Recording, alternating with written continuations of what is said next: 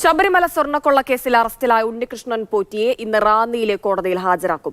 ഇന്നലെ അർദ്ധരാത്രിയിൽ മണിക്കൂറുകൾ നീണ്ട ചോദ്യം ചെയ്യലിന് ശേഷമാണ് അറസ്റ്റ് രേഖപ്പെടുത്തിയത്. തിരുവനന്തപുരം ജനറൽ ആശുപത്രിയിലെ വൈദ്യ പരിശോധന പൂർത്തിയാക്കി പോറ്റിയെ ഈഞ്ചക്കലിലെ ക്രൈംബ്രാഞ്ച് ഓഫീസിലേക്ക് തിരികെ എത്തിച്ചിട്ടുണ്ട്. ഉണ്ണികൃഷ്ണൻ പോറ്റിയെ കസ്റ്റഡിയിൽ വാങ്ങി ചോദ്യം ചെയ്യാനുള്ള അപേക്ഷ ഇന്ന് പ്രത്യേക അന്വേഷണ സംഘം കോടതിയിൽ സമർപ്പിക്കും. വിവരങ്ങൾ നൽകാനായി ക്രൈംബ്രാഞ്ച് ആസ്ഥാനത്തിന് മുൻപിൽ നിന്ന് ജിബിൻ ജെബി ചേരുന്നുണ്ട്. ജിബിൻ, ഉണ്ണികൃഷ്ണൻ പോറ്റിയുടെ അറസ്റ്റ് രേഖപ്പെടുത്തിയിരിക്കുകയാണ്. എത്ര മണിക്കൂർ ചോദ്യം ചെയ്യൽ നീണ്ടു? എന്തൊക്കെ വിവരങ്ങൾ ശേഖരിച്ചു? ഇനി തുടർ നടപടികൾ എങ്ങനെയാണ്? ഹിമ, ഇന്നലെ ഉച്ചയോടുകൂടിയാണ് ഉണ്ണികൃഷ്ണൻ പോറ്റി കിളിമാനൂരിന് സമീപത്തുള്ള പുളിമുഖത്തിലെ വീട്ടിൽ നിന്ന് പ്രത്യേക അന്വേഷണ സംഘം കസ്റ്റഡിയിലെടുക്കുന്നത്. ഇതിന് പിന്നാലെയാണ് ഉണ്ണികൃഷ്ണൻ പോറ്റി ഈഞ്ചക്കലുള്ള ക്രൈംബ്രാഞ്ചിന്റെ ഓഫീസിലേക്ക് എത്തിക്കുന്നത്. ആദ്യഘട്ടത്തിൽ ഉണ്ണികൃഷ്ണൻ പോറ്റി വീട്ടിൽ നിന്ന് പ്രത്യേക അന്വേഷണ സംഘം കസ്റ്റഡിയിലെടുത്തു എന്നുള്ളൊരു വിവരം മാത്രമാണ് ലഭിച്ചിരുന്നത്. എങ്ങോട്ടേക്കാണ് കൊണ്ടുപോയത്, ചോദ്യം ചെയ്യൽ എവിടെയാണ് നടക്കുന്നത് എന്ന തരത്തിലുള്ള വിവരങ്ങളൊന്നും തന്നെ ഇന്നലെ ഉച്ചയോടുകൂടി ലഭ്യമല്ലായിരുന്നു. പിന്നീടാണ് ഇന്നലെ വൈകുന്നേരത്തോടു കൂടിയാണ് ഉണ്ണികൃഷ്ണൻ പോറ്റിയെ ചോദ്യം ചെയ്യുന്നത് ഈഞ്ചക്കലുള്ള ക്രൈംബ്രാഞ്ചിന്റെ ഓഫീസിൽ വെച്ചാണ് എന്നുള്ള വിവരം കിട്ടുന്നത്. പക്ഷേ ഈ ബന്ധുക്കൾക്കൊക്കെ വിവരം ലഭിക്കുന്ന കൂടിയാണ് ഉണ്ണികൃഷ്ണൻ പോറ്റി എവിടെയാണ് എന്ന കാര്യത്തിലൊക്കെ ഇന്നലെ ഉച്ചയോടുകൂടി ആരംഭിച്ച ചോദ്യം ചെയ്യൽ ഇന്നലെ അർദ്ധരാത്രിയും തുടർന്നു എന്നാണ് നമുക്ക് അറിയാൻ സാധിക്കുന്നത്. മണിക്കൂറുകൾ നീണ്ട ചോദ്യം ചെയ്യലിൽ നിർണായകമായ വിവരങ്ങളാണ് അന്വേഷണ സംഘത്തിന് ലഭിച്ചിരിക്കുന്നതെന്നാണ് സൂചന. എന്തായാലും ഉണ്ണികൃഷ്ണൻ പോറ്റി ഇന്ന് ഉച്ചയ്ക്ക് മുൻപ് തന്നെ റാന്നിയിലെ കോടതിയിൽ ഹാജരാക്കും. ഇന്ന് പുലർച്ചെ ഏകദേശം 3:30 കൂടിയാണ് ഉണ്ണികൃഷ്ണൻ പോറ്റിയെ വൈദ്യപരിശോധനയ്ക്കായി ജനറൽ ആശുപത്രിയിലേക്ക് കൊണ്ടുപോയത്. അവിടെ വൈദ്യപരിശോധന പൂർത്തിയാക്കിയ ശേഷം വീണ്ടും ഉണ്ണികൃഷ്ണൻ പോറ്റിയെ ഈ കാണുന്ന ക്രൈംബ്രാഞ്ചിന്റെ ഈഞ്ചക്കലുള്ള ഓഫീസിലേക്ക് എത്തിച്ചിട്ടുണ്ട്. ഇനി ഏകദേശം 7 മണിയോട് കൂടി ഉണ്ണികൃഷ്ണൻ പോറ്റി ഇവിടെ നിന്ന് കൊണ്ടുപോകുമെന്നാണ് നമുക്ക് അറിയാൻ സാധിക്കുന്നത്. എന്തായാലും ഉണ്ണികൃഷ്ണൻ പോറ്റി ഇവിടെ നിന്ന് കൊണ്ടുപോയി കഴിഞ്ഞാൽ നേരെ കൊണ്ടുപോകുന്നത് റാന്നി കോടതിയിലേക്കാണ്. അവിടെ വെച്ച് അന്വേഷണ സംഘം ഉണ്ണികൃഷ്ണൻ പോറ്റി കസ്റ്റഡിയിൽ എടുക്കുന്നതിനുള്ള അപേക്ഷ നൽകുമെന്നാണ് നമുക്ക് ലഭിക്കുന്ന വിവരം. എന്തായാലും മണിക്കൂറുകൾ നീണ്ട ചോദ്യം ചെയ്യലാണ് ഇന്നലെ അർദ്ധരാത്രി പോലും നീണ്ടു നിന്നത്. ഉച്ചയോടുകൂടി ഉണ്ണികൃഷ്ണൻ പോറ്റി അറസ്റ്റ് ചെയ്തുവെങ്കിലും എവിടെയാണ് എന്നുള്ളൊരു വിവരം പോലും പ്രത്യേക അന്വേഷണ സംഘം പുറത്തുവിടാൻ തയ്യാറായിരുന്നില്ല. പിന്നീടാണ് ഇവിടെയാണ് ഈ ഇഞ്ചക്കലുള്ള ക്രൈംബ്രാഞ്ചിന്റെ ഓഫീസിലാണ് ഉണ്ണികൃഷ്ണൻ പോറ്റി ഉള്ളത് എന്നുള്ള ഒരു വിവരം ലഭിച്ചത്. ഇതിനിടെ BJP-യിലെ ഒരു കൗൺസിലറിനെയും ഇങ്ങോട്ടേക്ക് പ്രത്യേക അന്വേഷണ സംഘം വിളിച്ചു വരുത്തിയിരുന്നു. എന്തായാലും ഈ മണിക്കൂറുകൾ നീണ്ട ഏകദേശം 12 മണിക്കൂറോളം നീണ്ട ചോദ്യം ചെയ്യലിൽ നിർണായകമായ വിവരങ്ങൾ പ്രത്യേക അന്വേഷണ സംഘത്തിന് ലഭിച്ചിട്ടുണ്ട്. അന്വേഷണ ഉദ്യോഗസ്ഥരായ ശശിധരന്റെ നേതൃത്വത്തിലുള്ള സംഘമാണ് ഉണ്ണികൃഷ്ണൻ പോറ്റി ചെയ്ത SP ബിജോയ് ഉൾപ്പെടെയുള്ളവരാണ് ഉണ്ണികൃഷ്ണൻ പോറ്റി ചോദ്യം ചെയ്തത്. ഈ ശശിധരൻ അന്വേഷണ ഉദ്യോഗസ്ഥനായിട്ടുള്ള SP ശശിധരൻ ഇന്നലെ പമ്പയിലായിരുന്നു. അവിടെ പരിശോധനകൾ നടത്തിയിരുന്നു. അതിനുശേഷം രാത്രി 12 മണിയോടുകൂടിയാണ് അദ്ദേഹം കൂടി ഇങ്ങോട്ടേക്ക് ക്രൈംബ്രാഞ്ചിന്റെ ഓഫീസിലേക്ക് എത്തിയത്. പിന്നീടാണ് വിശദമായ ചോദ്യം ചെയ്യലുകൾ നടന്നത്. എന്തായാലും ഉണ്ണികൃഷ്ണൻ പോറ്റിയുടെ നിന്ന് ലഭിച്ച വിവരങ്ങൾ അനുസരിച്ച് ഇനി ദേവസ്വം ബോർഡ് ഉദ്യോഗസ്ഥരെ അടക്കം അന്വേഷണ സംഘത്തിന് ചോദ്യം ചെയ്യേണ്ടതുണ്ട്. അതുകൊണ്ടാണ് മറ്റു വിവരങ്ങൾ കൂടി ലഭ്യമാക്കുന്നതിന് വേണ്ടി ഉണ്ണികൃഷ്ണൻ പോറ്റിയെ കസ്റ്റഡിയിൽ വാങ്ങുന്നതിന് വേണ്ടിയിട്ടുള്ള അപേക്ഷ നൽകുന്നതിന് വേണ്ടി ഇപ്പോൾ അന്വേഷണ സംഘം തയ്യാറാക്കുന്നത്. 7 മണിയോട് കൂടി തന്നെ ഉണ്ണികൃഷ്ണൻ പോറ്റി ഈ ഈഞ്ചക്കലിലെ ക്രൈംബ്രാഞ്ചിന്റെ ഓഫീസിൽ നിന്ന് റാന്നി കോടതിയിലേക്ക് കൊണ്ടുപോകും. അവിടെ നിന്ന് കസ്റ്റഡി അപേക്ഷ നൽകുക. കസ്റ്റഡിയിൽ കിട്ടുകയാണെന്നുണ്ടെങ്കിൽ വീണ്ടും വിശദമായ ഒരു ചോദ്യം ചെയ്യലിലേക്കായിരിക്കും അന്വേഷണ സംഘം കടക്കുന്നത്. ഹിമ, തീർച്ചയായും ജിബിൻ, ശബരിമല സ്വർണ്ണക്കൊള്ളയിൽ ദിവസങ്ങൾ നീണ്ട അന്വേഷണത്തിനും വിവരശേഖരണത്തിനും ഒക്കെ ഒടുവിലാണ് ഇപ്പോൾ ഉണ്ണികൃഷ്ണൻ പോറ്റിയുടെ അറസ്റ്റ് രേഖപ്പെടുത്തിയിരിക്കുന്നത്. ഇനി തുടർ നടപടികളിലേക്ക് കടക്കും.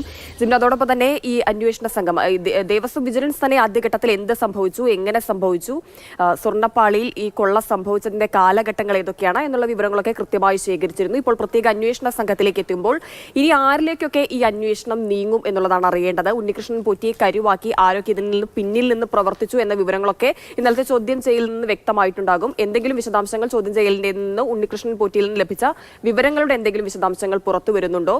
മണിക്കൂറുകൾ നീണ്ട ചോദ്യം ചെയ്യലായിരുന്നല്ലോ നടന്നത്.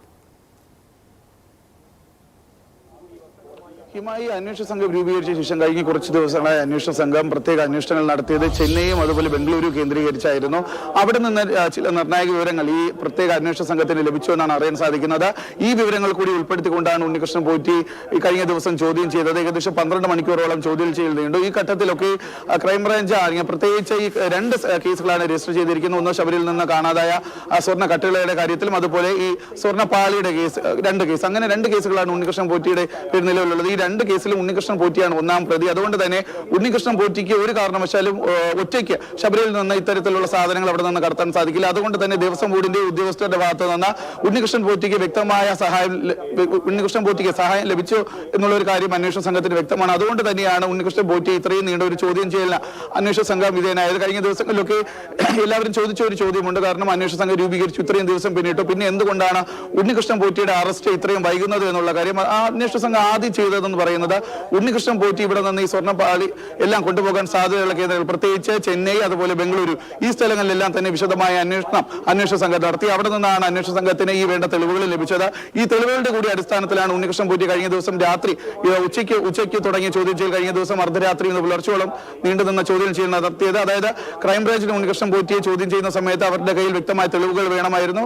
ആരോപണങ്ങൾ മാത്രമല്ല, വ്യക്തമായ തെളിവുകളുടെ കൂടി അടിസ്ഥാനത്തിലാണ് കഴിഞ്ഞ ദിവസം രാത്രി ഉണ്ണികൃഷ്ണൻ പോറ്റിയെ ചോദ്യം ചെയ്തത്. അതുകൊണ്ട് തന്നെ ഉണ്ണികൃഷ്ണൻ പോറ്റിക്ക് ഇനി ഒരു കാര്യങ്ങൾ മറച്ചു വയ്ക്കാൻ സാധിക്കില്ല. കാരണം അന്വേഷണ സംഘത്തിന്റെ കയ്യിൽ വ്യക്തമായ തെളിവുകളുണ്ട്. ഈ തെളിവുകളുടെ കൂടി അടിസ്ഥാനത്തിൽ ഉണ്ണികൃഷ്ണൻ പോറ്റിയെ ചോദ്യം ചെയ്തപ്പോഴാണ് ക്രൈംബ്രാഞ്ചിന് ഈ സ്വർണ്ണപ്പാളി സംബന്ധിച്ചിട്ടുള്ള നിർണായക വിവരങ്ങൾ ലഭിച്ചിട്ടുള്ളത്. എന്തായാലും അതിന്റെ അടിസ്ഥാനത്തിലാണ് ഉണ്ണികൃഷ്ണൻ പോറ്റി വീണ്ടും റാന്നി കോടതിയിൽ ഹാജരാക്കിയ ശേഷം കസ്റ്റഡിയിൽ വാങ്ങുന്നതിന് വേണ്ടിയിട്ട് അപേക്ഷ കൊടുത്തിട്ടുള്ളത്. കാരണം ക്രൈംബ്രാഞ്ചിന് ലഭിച്ച വിവരങ്ങളുണ്ട്. അത് മാത്രമല്ല, ഇന്നലെ കഴിഞ്ഞ ദിവസം രാത്രി ചോദ്യം ചെയ്യലിനിടെ ഉണ്ണികൃഷ്ണൻ പോറ്റി പറഞ്ഞ കാര്യങ്ങളുണ്ട്. അതുകൊണ്ട് തന്നെ ഇനി ക്രൈംബ്രാഞ്ചിന് ആവശ്യമെന്ന് പറയുന്ന ഉണ്ണികൃഷ്ണൻ പോറ്റി ചോദ്യം ചെയ്യുമ്പോൾ അതിനു മുമ്പ് തന്നെ ഈ ദേവസ്വം ബോർഡ് ഉദ്യോഗസ്ഥരെ കൂടി അന്വേഷണ സംഘത്തിന് ചോദ്യം ചെയ്യേണ്ടതുണ്ട്. അതുകൊണ്ട് തന്നെ ഇനി അവരെ കൂടി ചോദ്യം ചെയ്ത ശേഷം മാത്രമായിരിക്കും ഉണ്ണികൃഷ്ണൻ പോറ്റി ചോദ്യം ചെയ്യുകയും മറ്റു കൂടുതൽ നടപടികളിലേക്ക് കടക്കുകയും ചെയ്യുന്നത്. ഹിമ, തീർച്ചയായും ജിബിൻ സൂചിപ്പിച്ചതുപോലെ തന്നെ ഒന്നാം പ്രതി എന്തായാലും അറസ്റ്റിലായിരിക്കുന്നു. ഇനി കൂടുതൽ ഉണ്ണികൃഷ്ണൻ പോറ്റിക്ക് ഒത്താശ ചെയ്ത് നൽകിയവർ ആരൊക്കെ എന്നുള്ളതാണ് അറിയേണ്ടത്. കഴിഞ്ഞ ദിവസം ദേവസ്വം വിജിലൻസ് സമർപ്പിച്ച അധിക സത്യവാങ്മൂലത്തിൽ അത് പത്മകുമാറിൽ മാത്രം ഒതുങ്ങില്ല, വാസുവിലേക്ക് കൂടി അന്വേഷണം നീളും എന്നുള്ള വിവരങ്ങൾ കൂടി നമുക്ക് ലഭ്യമായിരുന്നു. പത്മകുമാറിന്റെ പ്രതികരണം പല ഘട്ടത്തിലും നമുക്ക് ലഭ്യമായിട്ടുണ്ടെങ്കിലും വാസുവിന്റെ പ്രതികരണം ഒരിക്കലും മാധ്യമങ്ങൾക്ക് മുൻപിൽ വരാനോ എന്തെങ്കിലും പ്രതികരിക്കാനോ ഇതിനെക്കുറിച്ചൊരു വിശദീകരണം നൽകാനോ ഒന്നും തയ്യാറായിട്ടില്ല. അപ്പോൾ ഇനി അന്വേഷണം അദ്ദേഹത്തിലേക്ക് കൂടി നീളുന്ന ഒരു സാഹചര്യമല്ലേ നിലവിലുള്ളത്?